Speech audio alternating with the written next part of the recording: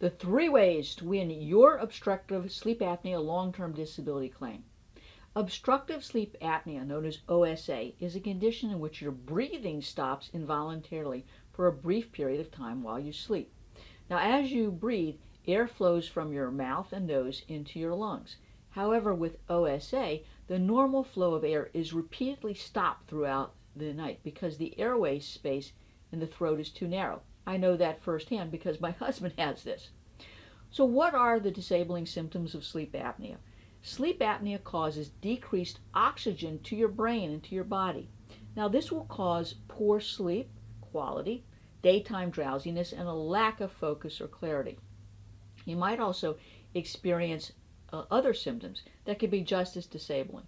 Those include headaches that can be difficult to treat, drowsiness, forgetfulness, leg swelling known as edema, and psychological issues including depression. But I'm often asked, Nancy, do these symptoms qualify me for my long-term disability benefits? After all, you purchased your disability policy to provide you with financial peace of mind should you become disabled. So here's my answer. The reality is that disability insurance companies don't like obstructive sleep apnea claims or central sleep apnea claims or mixed sleep apnea claims as disabling conditions. Why? Because they think that they are subjective in nature and can be resolved with treatment. So what are the 3 ways to win these claims? Well, let's talk about the number 1 way to win this claim, and that is basically by starting at the beginning, by looking at the policy. What is the policy definition of disability? And do you have to provide objective evidence to prove your disability? Now, I read these policies every day, and there's no uniform disability policy. So I want to review that policy to understand what's the burden of proof you have regarding not only the restrictions and limitations in terms of your diagnosis, but whether or not that diagnosis even meets the policy definition. So the second thing that we want to do is to look at your medical records. We want to see what the objective medical testing is and whether that testing documents not only the diagnosis but the severity of your medical condition. The diagnosis of obstructive sleep apnea is based on a complete history, a physical examination, and testing. Now, the disability carrier is going to expect that you have undergone certain testing where they're going to basically discount your claim. They're going to be looking for a polysonogram, an EEG, an EON, an EMG, an EKG, and blood gas studies. And they're going to be looking for those to corroborate the diagnosis of the sleep apnea. But these tests can also document the restrictions and limitations. And if they don't, I have my clients undergo functional capacity evaluations, other pulmonological testing, and even CPET testing. So once we've established that there is an objective basis of the diagnosis and an objective basis of the restrictions and limitations, my third approach to these cases is to address other medical conditions that you might have as a result of the sleep apnea or other medical conditions you have not related to the sleep apnea. So the other medical conditions related to sleep apnea can include heart conditions. So if you have heart disease, heart failure, you've had a heart attack, or a regular heartbeat, that can be the basis of a claim. If you've had a stroke, that can be the basis of the claim. If you've had diabetes, that can be the basis of the claim. Now, I think it's really important that we review your medical records and your policy before you stop work, because I want to develop a strategy to develop the disabling medical conditions that you have. You may have the sleep apnea, you may have these other medical conditions that are caused by sleep apnea, and you may have other underlying medical conditions not related.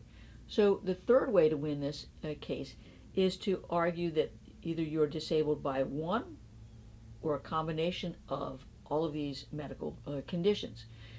I like to argue that in the alternative, particularly if I'm dealing with an appeal. And I want to identify each one of these medical conditions and address them as it relates to the definition of disability. So, for example, your sleep apnea might cause extreme fatigue, headaches, and cognitive issues. Your heart condition may limit your ability to lift, stand, stoop, and sit. And you may have shortness of breath with or without exertion.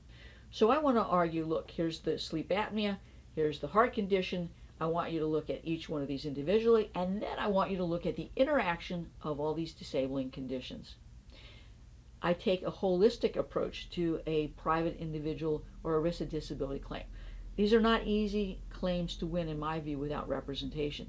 So before you stop working and claim your benefits, I think you should be consulting with an experienced disability attorney such as myself, so you understand what the policy says, what we have to prove, what your medical records say, whether or not your medical records are deficient, what needs to be supplemented in your medical records, what additional testing you might have to undergo to confirm either the diagnosis or the severity of your sleep disorder. And we want to look at your medical records for other medical conditions to document them so that we are bringing to that table, that application table, all of the medical evidence that a disability carrier would need to confirm your claim.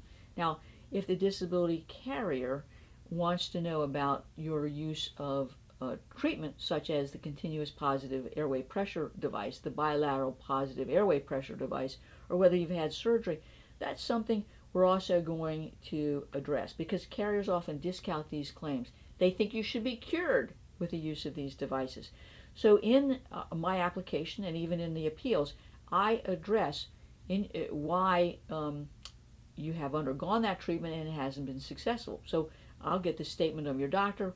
I may get the statement of a spouse or a partner who you sleep with who documents the problems that you're having. And it may be necessary to tie this all together with a vocational rehabilitation opinion. And that's particularly true if your claim has been denied or terminated, because they're probably denying the claim on the basis that you could do other work in the mythical national economy based on the skills that you have, your restrictions that they believe you have, and based on a labor market survey. And so there are many times when I have to take on the vocational aspect of the denial in addition to the medical denial. You can see this is not easy. It's not for, it really shouldn't be done by someone who doesn't have experience in filing an application or filing an appeal. And certainly, if you file an appeal and your claim is denied, you need to understand that that could be the end of the line for you. Because if you have a group plan or policy through your employer, your claim is governed by the ERISA law.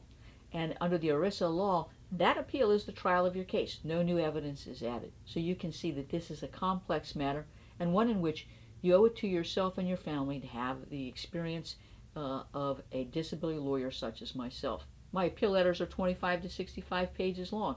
They're full of factual, legal, medical, and vocational reasons why the carrier's claim denial is wrong and should be reversed. Can you do that? Probably not. You're only going to have 180 days in which to file an appeal, as I said, or your case is over. So don't delay. If your doctor has told you to stop working as a result of your obstructive sleep apnea, or your claim has been denied, it's time for you to call me, 727-894-3188. I can help you get the disability benefits you deserve for sleep apnea and its complications, regardless of where you live in the United States.